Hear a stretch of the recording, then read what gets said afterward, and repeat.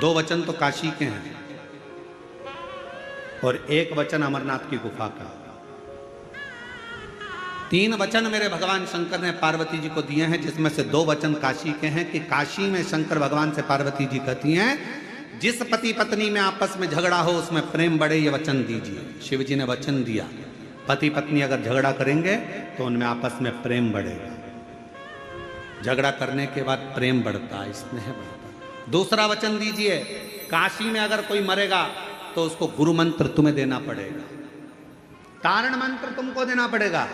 शंकर भगवान ने वचन दिया कि काशी के अंदर अगर कोई मरेगा तो उसको तारण मंत्र मैं दूंगा, तारक मंत्र मैं दूंगा।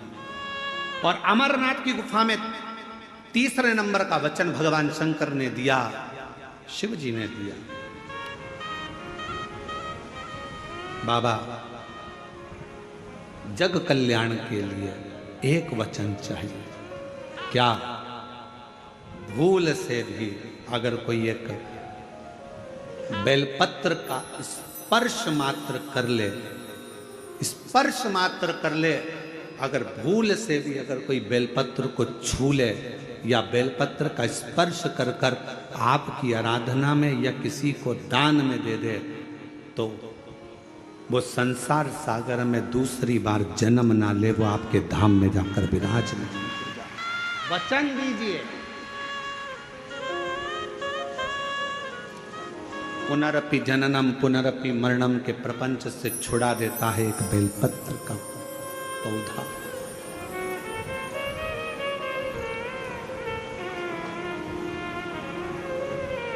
शिव जी के मस्तक पर कितनी रेखाएं रहती हैं त्रिपुंड में?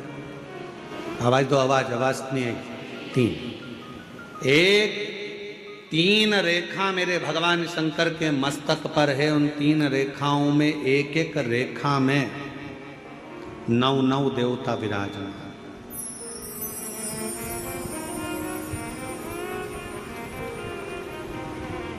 एक रेखा में 9 देवता, दूसरी रेखा में 9 देवता, तीसरी रेखा में 9 देवता। ऐसे शिव जी की त्रिपुंड रेखाओं में 27 देवताओं का वास।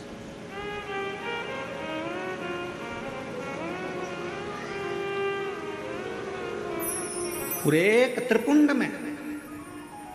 आप रोड पर से चल के आते हो, बहुत सारे तिलक लगाने वाले आपको मिलते हैं, उन्होंने अपनी थाली में फूल रख रखा है। ऐसा फूल रख रखा है, उस फूल से आपका पूरा सिर रंग देते हैं। बोलो बोलो सही है कि गलत है? अरे बोलो तो जम के। ऐसा सिर रंग देते हैं और आप उनसे कुछ कहती भी नहीं हो। आपको कहना चाहिए ये सिर रंगने से कुछ नहीं होगा। अगर कुछ करना है तो अपने हाथ की 3 उंगलियां लीजिए और त्रिपुंड खींचिए। कम से कम 27 देवता मेरे मस्तक पर रहना चाहिए। 27 देवता मेरे मस्तक पर रहना चाहिए। चंदन की, भस्म की, रौली की, मौली की। अगर आप किसी भी भस्म का, चंदन का मस्तक पर अगर आप अष्टगंध का भी अगर त्रिपुंड लगा रहे हो तो आपके मस्तक पर 27 देवता त्रिपुंड की 3 लग दिया। रंगने के बाद कह दिया चलो दक्षिणा दो और जाओ। उस समय पर आपको कहना चाहिए मैं कथा में आई हूं, शिव की कथा है, मेरे मस्तक पर त्रिपुंड लगा। त्रिपुंड से मतलब है कि 27 देवता, जब तक मेरे मस्तक पर त्रिपुंड रहेगा 27 देवता मेरे साथ में हर पल हर घड़ी रहेंगे, हर क्षण। पर हम नहीं बोल पाते। उन्होंने लिया फूल से रंग दिया, नहीं नहीं नहीं, हमको त्रिपुंड लगाइए, हमारे मस्तक पर त्रिपुंड होना चाहिए।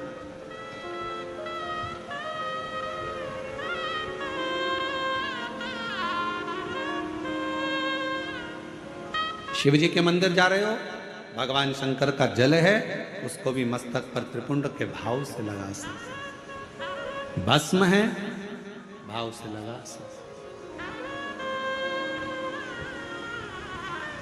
और यदि कुछ भी ना लगा सको तो फिर एक काम करो, शंकर के मंदिर में जब जाओ, झुककर जब प्रणाम करो तो अपना मस्तक शिव के चरणों में झुककर प्रणाम करोगे तो जो शिव भक्त आएंगे उनके चरण की रज आपके जब मस्तक पर लगेगी तो आपका कल्याण कर देगी, आपका उद्धार कर देगी, कल्याण कर देगी।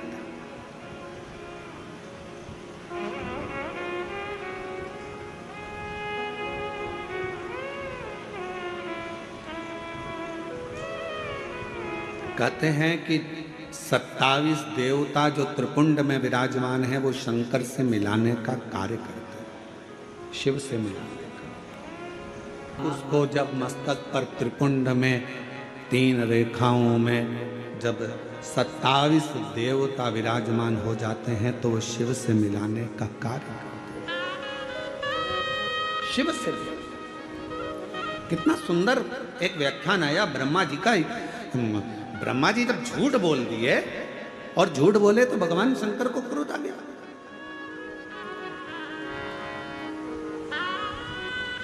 पांव का नख तोड़ा, काल भैरव प्रकट करा। काल भैरव ने अपने हाथ का नख तोड़ा, ब्रह्मा जी का सिर काट दिया। सिर लुढ़कते लुढ़कते गया तो कर्मनाशा नदी बन गई, जो आज भी उत्तर प्रदेश में बहती है।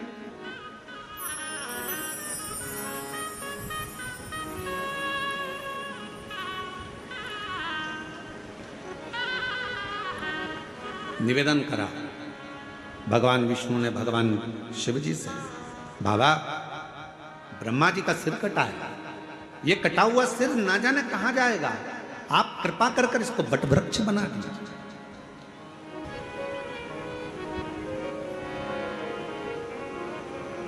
इसको बट वृक्ष बना दो, आप करुणा करो, इसको बड़ का पेड़ बना दो, बट वृक्ष बना दो।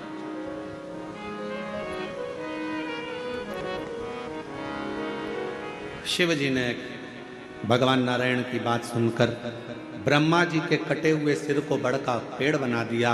शंकर भगवान उसी बड़ के पेड़ के नीचे विराजमान हो गए। शिव जी का नाम बटकेश्वर महादेव। बटकेश्वर महादेव एक नाम शंकर जी का ऐसा है जो व्यक्ति के कर्जे को समाप्त करता है। कर्जा करने के बाद व्यक्ति सोचता है मेरा कर्जा नहीं चूक रहा, बहुत ज्यादा टेंशन में चलता है। पैसा अगर कर्जा तुमने लिया है तो चुकाओगे भी तुम, तो फिर टेंशन करने की जरूरत क्या है। ज्यादा कर्जा हो गया महाराज, अब क्या करें। पति और पत्नी इतने डिप्रेशन में पहुंच गए कि आखिरी में अपने शरीर को ही त्याग दिया, मरने की तैयारी कर ली। ना ना ना, शिव महापुराण की कथा कहती है कर्जा तुमने करा है, कर्जा तुमने लिया है, चुकाओगे भी तुम, घबराना नहीं। कर्जा ज्यादा हो जाए तो बड़ के पेड़ के नीचे श्री शिवाय नमस्तुभ्यम का जाप करिए। बट वृक्ष के नीचे अगर कोई शंकर का शिवलिंग है उसका पूजन करिए। बट वृक्ष के नीचे कोई भगवान शंकर का अंश अवतार श्री हनुमान जी महाराज भी अगर किसी बट वृक्ष के नीचे विराजमान है उसका स्मरण करिए। शंकर का ही अंश स्वरूप आद्य शक्ति दुर्गा भवानी भी अगर बट वृक्ष के नीचे आद्य शक्ति भी बैठी हुई है तो उसका भी स्मरण करिए। बट वृक्ष के नीचे कोई देवता अगर विराजमान है उसका पूजन करिए, उसकी आराधना करिए, उसकी अर्चना करिए, उसका फल आपको मिलेगा, कर्जे से मुक्ति होगी। आप यह ना सोचिए कि शंकर जी तो है ही नहीं, बड़ के नीचे हनुमान जी मिल गए, हनुमान जी का स्मरण कर लो। देवी जी मिल गई, देवी जी का स्मरण कर लो। शिव जी मिल गए, शिव जी का। सब एक। शिव महापुराण की कथा किसी देवता को तोड़ना नहीं बताती कि राम अलग है कि कृष्ण अलग है कि शंकर अलग है कि देवी अलग है कि देवता अलग है। शिव महापुराण की कथा कहती है सब में शिवोहम शिवोहम शिवोहम, सब में शिव समाया है। कथा वाचने वाला भी शिवमय और कथा सुनने वाला भी शिवमय होता है, कथा करवाने वाला भी शिवमय होता है। कहीं शिव से परे कुछ भी नहीं।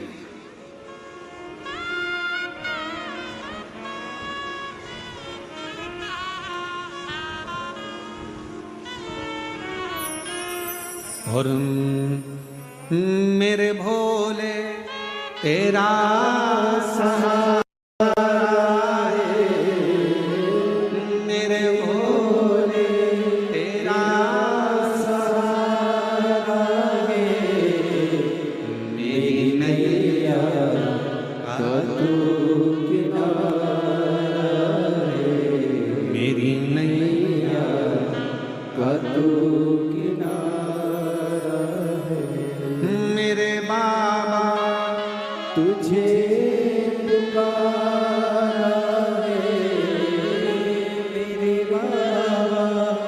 तुझे पुकार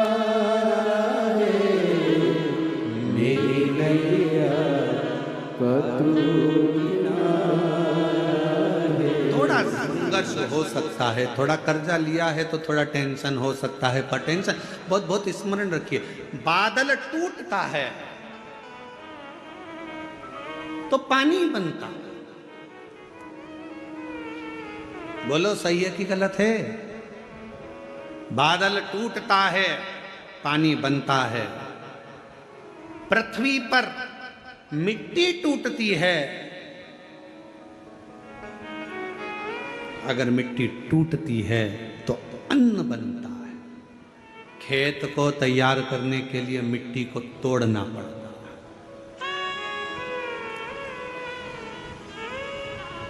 और वो बीज जो मिट्टी में गया है, वो मिट्टी में बीज टूटता है तो पेड़ बनता है। बादल टूटा, पानी बना, मिट्टी टूटी, फसल बनी, बीज टूटा, पेड़ बना, और इंसान जब टूटता है तो कोई अच्छा इंसान बनता है। किसी ने गाली दी, टूटना मती, वो तोड़, गाली दिए, अपशब्द कहा, ताने दिए, बहुत आड़ा टेढ़ा बोला, खूब बद्दुआ दी, खूब श्राप दिए, खूब आड़ा टेढ़ा बोला, वो आपको तोड़ रहा है। और जब जब टूटा है तब तक कुछ ना कुछ बना है, कुछ ना कुछ। अगर कोई तुम्हें तोड़ रहा है तो चिंता ना करना, अपशब्द कह रहा है चिंता ना करना, गाली दे रहा है चिंता ना करना, ताने दे रहा है चिंता ना करना। तुम जब अंदर से टूट जाओगे, टूटने के बाद जब कुछ बनोगे, निखरोगे, तो दुनिया उस चमक को देखकर स्तुप्त रह जाएगी कि इतना चमकता है टूटने के बाद। सास ने गाली दे दी, तुमने पलटकर जवाब दे दिया, उत्तमता नहीं है। बहू ने अपशब्द कहा तो सास ने पलटकर जवाब दे दिया, उत्तमता नहीं है। इस मामले में श्रीमद् भागवत को पढ़ना चाहिए।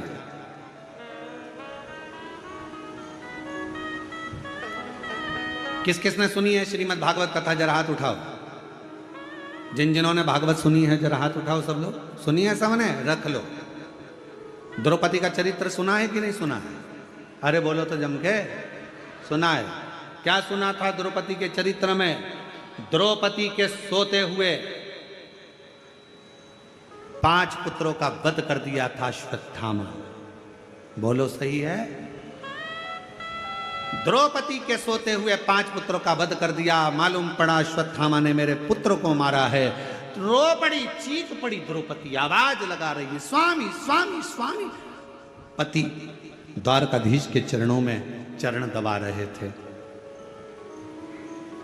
आवाज पहुंच गई द्वारकानाथ के पास में। द्वारकानाथ ने कहा, अरे भीम भाग कर जा, अर्जुन जल्दी भाग कर जा, द्रौपदी चिल्ला रही है। भीम ने कहा, अर्जुन ने कहा कि हम आपका चरण सेवा छोड़ दें? हाँ हाँ जाओ जल्दी से जाकर देखो क्यों रो रही है, क्यों चिल्ला रही है।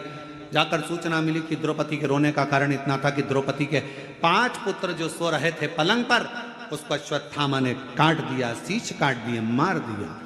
भीम अर्जुन ने कहा, क्या हुआ द्रौपदी? मेरे पुत्रों को मारा गया है। भीम अर्जुन दौड़ कर गए, अश्वत्थामा को पकड़ कर लेकर आए, द्रौपदी के सामने लाकर खड़ा कर दिया।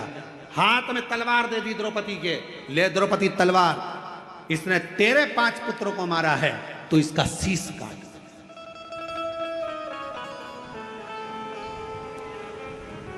सुनिए श्रीमद् भागवत। अरे बोलो तो। हे द्रौपदी, इसने तेरे बेटों को मारा है तो इसका शीश काट। ये ले तलवार, और तलवार लेकर काट शीश, मार दे। द्रौपदी तलवार को नीचे फेंक दी।